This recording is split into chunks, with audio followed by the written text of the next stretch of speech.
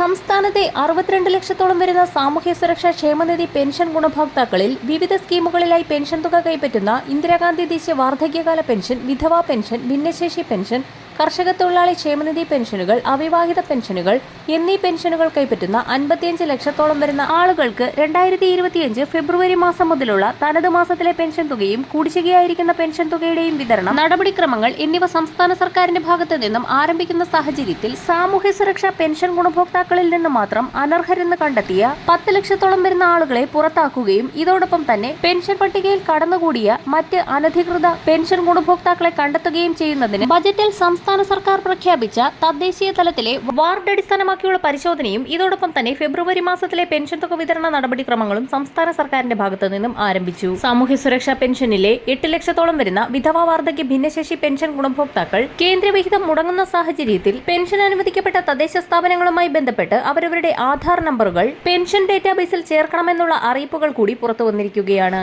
നടപടികൾ പൂർത്തിയാക്കാത്ത ഗുണഭോക്താക്കൾക്കാണ് കേന്ദ്രവിഹിതം വിതരണം ചെയ്യുന്ന സാഹചര്യത്തിൽ തുക എത്തിച്ചേരാത്തത്. ഏപ്രിൽ മാസം ആരംഭിക്കുന്ന സാമ്പത്തിക വർഷം മുതൽ ഗുണഭോക്താക്കൾക്ക് 3 ഗഡു ക്ഷേമ പെൻഷൻ കുടിശ്ശിക തനത് മാസത്തിലെ പെൻഷൻ തുകയോടൊപ്പം 3200 രൂപ വീതം ചേർത്ത് വിതരണം ചെയ്യുമെന്ന് ധനവകുപ്പ് മന്ത്രി നേരത്തെ തന്നെ അറിയിച്ചിരുന്നു.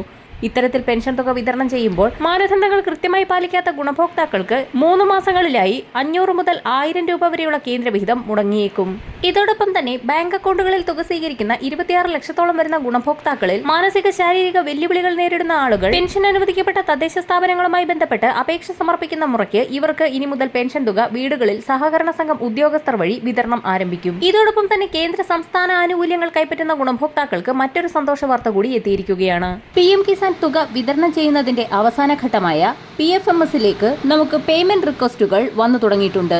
അവരവരുടെ ID ഉപയോഗിച്ച് PM കിസാന്റെ ഒഫീഷ്യൽ സൈറ്റിൽ ചെക്ക് ചെയ്യുമ്പോൾ നിങ്ങൾക്ക് കാണാൻ സാധിക്കും 2000 രൂപയുടെ റിക്വസ്റ്റുകളാണ് വന്നുകൊണ്ടിരിക്കുന്നതെന്ന്. 18ാം ഗഡു വരെ മുടങ്ങാതെ കൃത്യമായ ഇടവേളകളിൽ KYC ലാൻഡ് വെരിഫിക്കേഷൻ പൂർത്തിയാക്കിയ ഗുണഭോക്താക്കൾക്കെല്ലാം തന്നെ ഈ ഒരു മെസ്സേജ് വന്നിട്ടുണ്ടാകും. ഇത്തരത്തിലുള്ള സ്റ്റാറ്റസ് മെസ്സേജുകൾ ലഭ്യമായ സാഹചര്യത്തിൽ PM കിസാന്റെ തുക വിതരണം ഉറപ്പിച്ചിരിക്കുകയാണ്.